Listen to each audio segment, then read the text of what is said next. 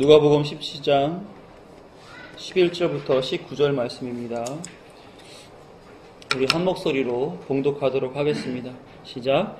예수께서 예루살렘으로 가실 때에 사마리아와 갈릴리 사이로 지나가시다가 한 마을에 들어가시니 나병 환자 10명이 예수를 만나 멀리 서서 소리 높여 이르되 예수 선생님이여 우리를 불쌍히 여기소서 하거늘 보시고 이르시되 가서 제사장들에게 너희 몸을 보이라 하셨더니 그들이 가다가 깨끗함을 받은지라. 그 중에 한 사람이 자기가 나은 것을 보고 큰 소리로 하나님께 영광을 돌리며 돌아와 예수의 발 아래에 엎드려 감사하니 그는 사마리아 사람이라. 예수께서 대답하되 이르시되 10사람이 다 깨끗함을 받지 아니하였느냐?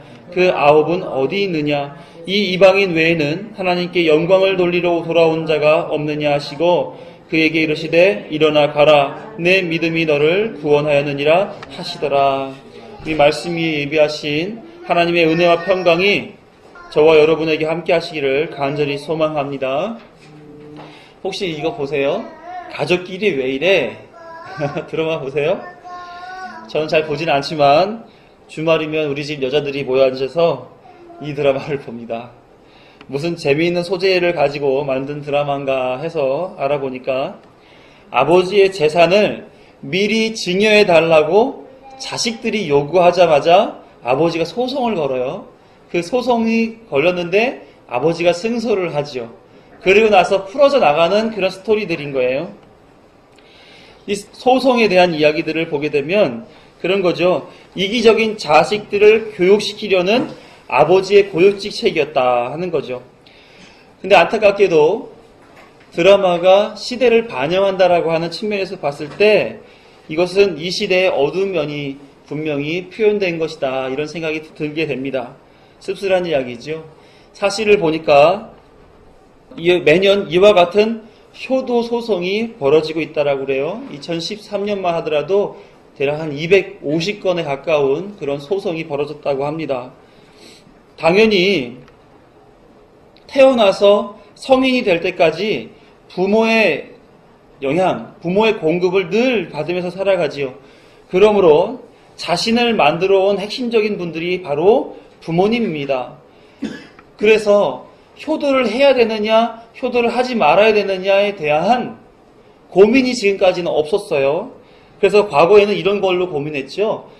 낳은 부모를 모셔야 되는가, 길러준 부모를 모셔야 되는가, 누구에게 효도를 해야 되는가에 대한 질문은 던졌지만 효도를 해야 되냐 말아야 되냐 하는 그런 질문은 하지 않았어요. 이 악한 세태가 잔인하게도 효도를 해야 하는가 하지 말아야 하는가의 질문 방향으로 옮겨놓은 겁니다. 사실상 우리가 자라나온 유교적 전통 안에서 우리 정서에 맞지 않는 내용이 아니겠습니까? 뿐만 아니라 성경이 말하고 있는 부모에게 효도하라 그리하면 너의 생명이 길리라라고 말했던 그런 말씀에도 부합하지 않는 내용이에요. 과거에 우리는 부모의 은혜와 스승의 은혜를 노래했었습니다. 왜요? 자신의 인생에게 그만큼 큰 영향을 감사할 만한 제목으로 주셨기 때문에 노래에 담아서 표현했었습니다. 그런데 지금은 왜 감사하지 않는 시대로 흘러가고 있는 걸까요? 감사하지 않는 것을 다시 이해해 보게 되면 거꾸로 한번 생각해 볼 때 감사하다고 여기지 않기 때문에 감사하지 않는 거겠지요. 그죠? 마치 이런 겁니다. 그 염랑거미라고 혹시 아세요? 염랑거미는 산란을 하게 됐을 때에 이파리를 이렇게 접어서 그 안에다 알을 낳습니다. 그리고 그 이파리가 접힌 부분 안에 자기도 들어가서 자신과 이 알들이 그 주머니 안에서 같은 시간을 보내다가 알이 부화해서 거미들이 나오면 염랑거미는 자기 몸을 내어주고 새끼들이 자기 몸을 뜯어먹고 자라나게끔 그런 마지막을 보내요.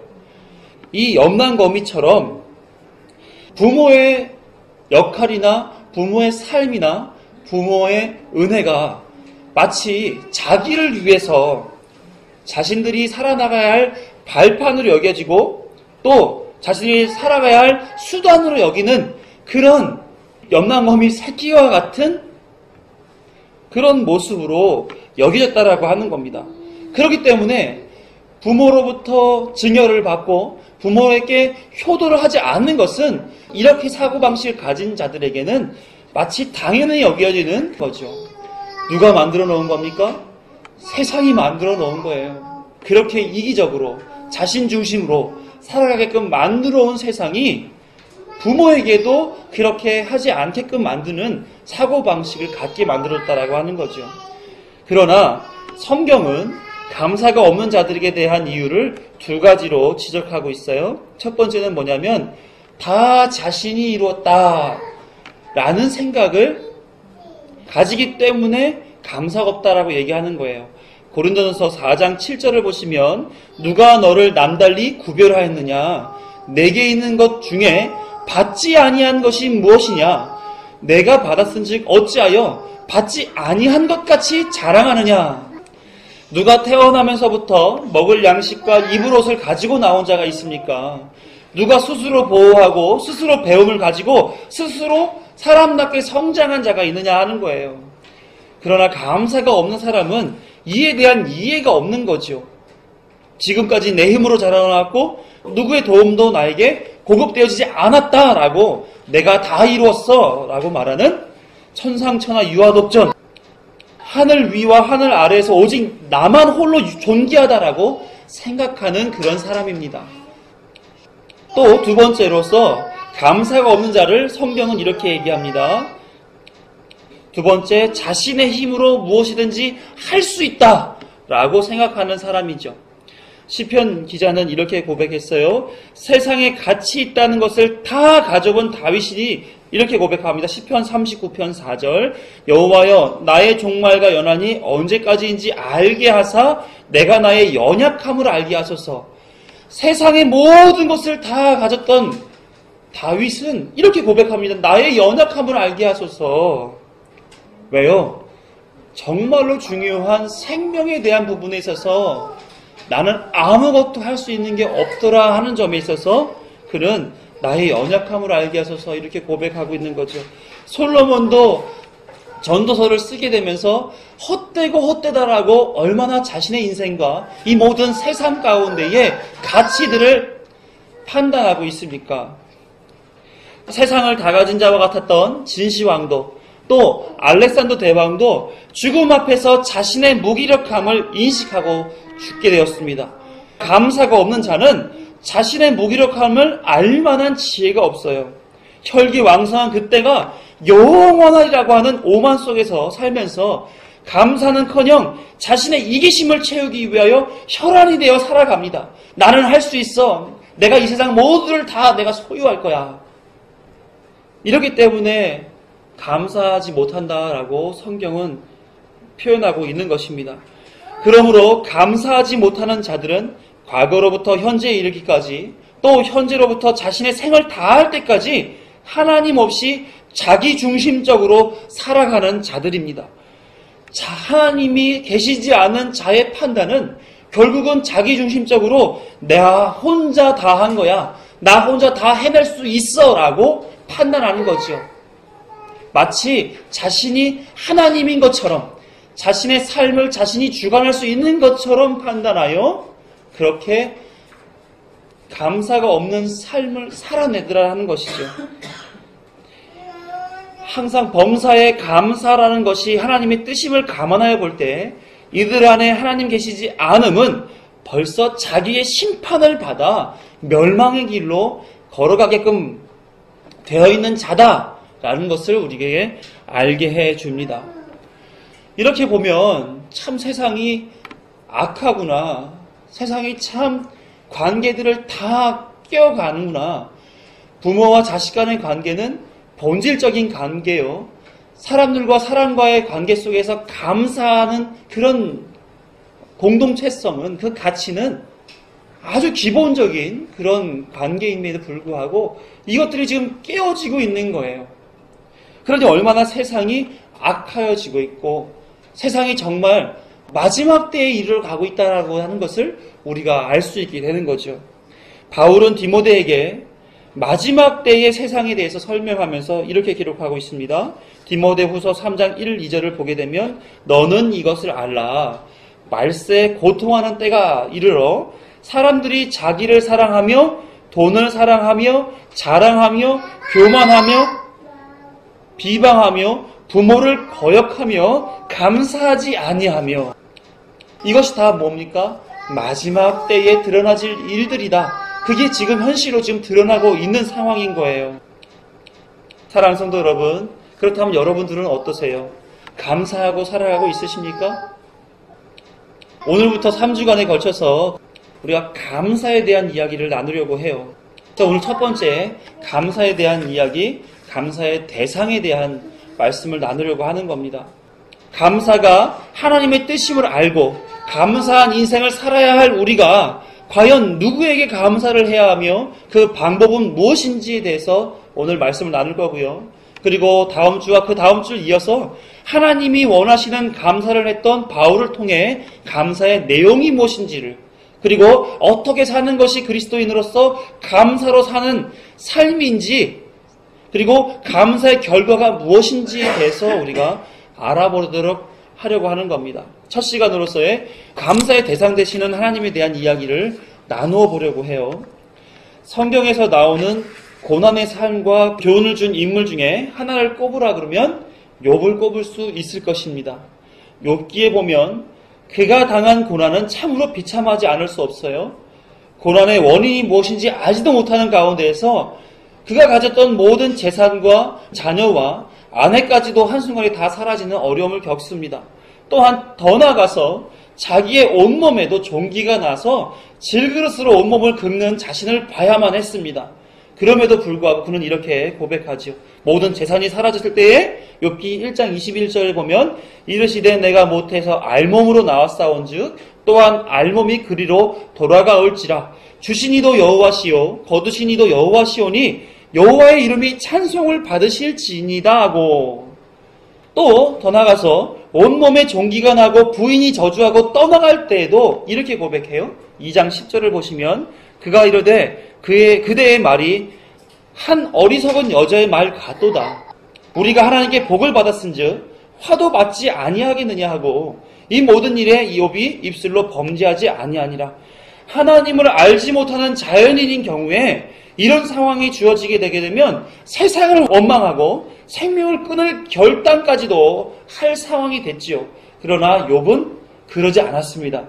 이런 상황에 있어서도 찬성을 올려드리며 혹여 하나님을 망령되게 일컫는 범죄를 범할까 조심하는 모습을 보여주고 있어요. 그 이유는 무엇일까요? 주신 이와 거두실 이, 복을 주시는 분과 화를 주실 수 있는 분이 누구인지 알고 있었기 때문에 그렇습니다. 그 알미 한결같은 모습으로 자신을 유지하게끔 도와주도록 했던 것이죠. 그러므로 감사하는 자는 감사를 할 때에 먼저 감사의 대상이 누구인지를 알아야 합니다. 감사의 대상을 확실히 알지 못할 경우에 불행한 상황에 자칫 감정에 치우쳐서 함부로 행동할 수 있기 때문에 그래요. 그래서 하나님을 아는 이들의 삶이 기록되어져 있는 이 성경에서 보게 되면 아담과 하와 시대로부터 하나님께 제사를 드리는 모습 계속 있었죠. 그래서 그럴 때마다 이들의 제사 내용이 바로 뭐였었습니까? 감사와 찬송이었었어요. 시편 9편 1절 2절을 보게 되면 내가 전심으로 여호와께 감사하며 주의 모든 기이한 일들을 전하리이다. 내가 주를 기뻐하고 즐거워하며 지존하신 주의 이름을 찬송하리니 라고 하면서 제사의 내용, 감사의 내용, 찬송의 내용들을 이렇게 고백하고 있고요. 이사야 12장 4절을 보더라도 그날에 너희가 또 말하기를 여호와께 감사하라. 그의 이름을 부르며 그의 행하심을 만국 중에 선포하며 그의 이름이 높다 하라. 이렇게 구약시대의 인물들은 하나님 앞에 감사하며 찬송하는 그런 모습들을 우리에게 교훈으로 보여주고 모델로 보여주고 있어요. 또한 신약에서도 마찬가지예요. 감사는 계속되고 있습니다. 에베소서 5장 20절을 보면 범사에 우리 주 예수 그리스도의 이름으로 항상 아버지 하나님께 감사하며 이렇게 말하고 있고요. 골로새서 1장 3절에서도 우리가 너희를 위하여 기도할 때마다 하나님 곧 우리 주 예수 그리스도의 아버지께 감사하노라. 이 정도가 아니라 수 없는 내용에서 신구약을 넘으며 감사로 영광 올려드리는 성경의 인물들의 삶의 모양들을 곳곳에서 목격할 수가 있어요. 다양한 처지에 놓여있는 수 없는 성경의 인물들의 입술의 고백은 모두 누구를 향해 있는가? 다 하나님을 향해서 있음을 우리가 확인할 수 있습니다. 그 이유가 무엇인가? 시편 136편의 내용을 통해서 우리가 알 수 있어요. 내용을 쭉 보시게 되면 이 모든 내용 속에서 반복되어져 있는 그런 내용들이 있습니다. 1절 몇 절만 보게 되면 여호와께 감사하라 그는 선하시며 그 인자하심이 영원함이로다. 신들 중에 뛰어난 하나님께 감사하라 그 인자하심이 영원하심이로다. 쭉 이렇게 하나님께 감사하라 그 인자하심이 영원함이로다. 주께 감사하라 그 인자하심이 영원함이로다. 반복되어서 그 136편 모든 내용들을 다 채우고 있는 것을 볼 수가 있어요. 하나님 26절 하늘의 하나님께 감사하라 그 인자하심이 영원함이로다. 처음부터 끝까지 그 하나님의 인자하심을 감사하고 찬송하고 있는 내용을 우리가 볼 수 있습니다. 이 인자는 언약의 완성자 되시는 하나님이 언약의 백성들에게 불변의 사랑을 공급하시겠다라고 내용을 함축하고 있는 헤세드라고 하는 표현의 방식이에요. 그러니까 언약의 대상자인 우리 모든 그리스도인들은 이 하나님의 인자하심이 주어져 있는 그런 사람들 아닙니까? 그러니까 우리는 그 사랑을 받으며 늘 항상 하나님께 찬송 올리며 감사할 수 있어야 되는 거예요. 하나님께 감사하라 그 인자하심이 영원함이로다 라는 것이 우리의 삶 속에서 늘 항상 고백되어지는 내용이 되어야 된다라고 말하는 겁니다. 더 나아가서 신약에서도 이렇게 얘기하고 있는데요. 고린도전서 15장 57절을 보게 되면 우리 주 예수 그리스도로 말미암아 우리에게 승리를 주시는 하나님께 감사하노니 우리에게 근본적으로 가지고 있는 그 모든 죄악상들, 부패성들 이런 것들을 예수 그리스도로 말미암아 다 도말해 놓으시고 우리에게 승리를 주실 하나님을 찬송한다라고 말하는 거예요. 요한계시록 2장 7절을 보게 되면 이렇게 말합니다. 귀 있는 자는 성령이 교회들에게 하시는 말씀을 들을지어다. 이기는 교회에게는 고린도전서 15장 57절에서 우리에게 승리를 주시는 승리가 우리에게 허락된 그 자들이죠. 이기는 그에게는 내가 하나님의 낙원에 있는 생명나무의 열매를 주어 먹게 하리라. 이게 무슨 약속의 말씀이에요? 하나님의 나라, 새하늘과 새 땅, 새 예루살렘을 이기는 자에게 즉 교회에게 지금 우리 성도들에게 주시리라고 이렇게 약속하시니 그 인자하신 하나님을 찬송하지 않을 수가 없는 거죠. 찬송의 내용이 이러하다 보니 우리는 늘 항상 하나님 앞에 감사를 올려드려야 되는 것입니다. 이것은 사람이 유능하고 사람이 능력 있고 사람이 뭔가 가치가 있기 때문에 하나님이 이렇게 은혜를 베푸시겠다. 내가 헤세드의 하나님이 되어주겠다. 승리해서 하나님 나라를 허락하실 하나님이 되어주겠다라고 약속하신 것이 아니에요. 사람 때문에 이 일이 벌어진 것이 아니라 출애굽기 20장 6절을 보게 되면 이렇게 기록합니다. 나를 사랑하고 내 계명을 지키는 자에게는 천대까지 은혜를 베풀어 줄 거야 라고 말씀하신 하나님의 그 사랑하심, 그것이 모든 인류 가운데에 모든 역사 가운데에 지금 주어지고 있는 것이에요. 그래서 그 일하시는 하나님, 우리에게 은혜를 베풀어 주시기 위해 일하시는 하나님 때문에 우리는 감사할 수 있어요. 그 하나님이 우리의 영광의 대상자가 되시고 감사의 대상자가 되시고 찬송의 대상자가 되신다라고 하는 거예요. 창세전부터 지금까지 모든 감사로 영광 올려드릴 때에 그 영광을 다 받으시기에 합당한 우리의 수고하시는 하나님, 그 하나님을 알기 때문에 우리는 감사하지 않을 수 없는 것이란 말입니다. 그래서 성경의 모든 인물들이 감사의 제사를 올려드릴 때에 다른 사람들, 또 다른 가치 있는 것들, 또 자신들이 바라는 다른 어떤 피조물들에게 감사를 올려드리는 것이 아니라 오로지 한 분 하나님께만 감사를 드리고 있는 것이에요. 그들 모두가 하나님이 누구이신 줄 알고 있기 때문에 그런 일을 벌인 것이고, 그렇기 때문에 말씀에 기록되어 우리에게 교훈으로 주고 있는 것입니다. 하나님께서 감사의 대상이 되시기 위해 우리와 끊임없는 관계를 맺고 계시다라는 것을 알고 있기 때문에 그들은, 또 지금의 우리는 늘 항상 하나님 앞에 감사하고 있는 것이에요. 그 관계의 내용이 바로 이겁니다. 이사야 43장 21절에서 표현하고 있어요. 함께 읽습니다. 시작. 이 백성은 내가 나를 위하여 지었나니 나를 찬송하게 하려 함이니라. 이어서 예수 그리스도께서도 이렇게 바울을 통해 이렇게 얘기합니다. 고린도전서 3장 31절 시작. 너희는 그리스도의 것이요 그리스도는 하나님의 것이니라. 다시 말하면 우리는 그리스도의 것이지만 또한 하나님의 것이다. 그렇기 때문에 하나님이 창조해 놓은 창조의 목적을 따라 우리는 존재해야 된다라고 말씀하고 있는 것이죠. 그러니까 우리는 찬송하는 그런 인생, 감사하는 인생, 그 인생을 살아가는 것이 마땅한 거예요. 여기서 우리의 정체성을 찾아야 됩니다. 이 감사의 대상이신 하나님과 감사로 영광 올려드려야 할 피조물의 관계에 대해서 바르게 인식하고 우리의 삶의 목적을 다하도록 살아가야 되는 것입니다. 그래서 웨스트민스터 소유리 문답 1문에서 이것을 언급하고 있는 거 아니겠어요? 사람의 주된 목적이 무엇인가? 답은 뭡니까?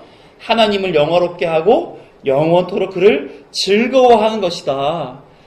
우리에게 목적은 뭐예요? 정해져 있는 거 아니겠어요? 하나님을 영화롭게 하는 것.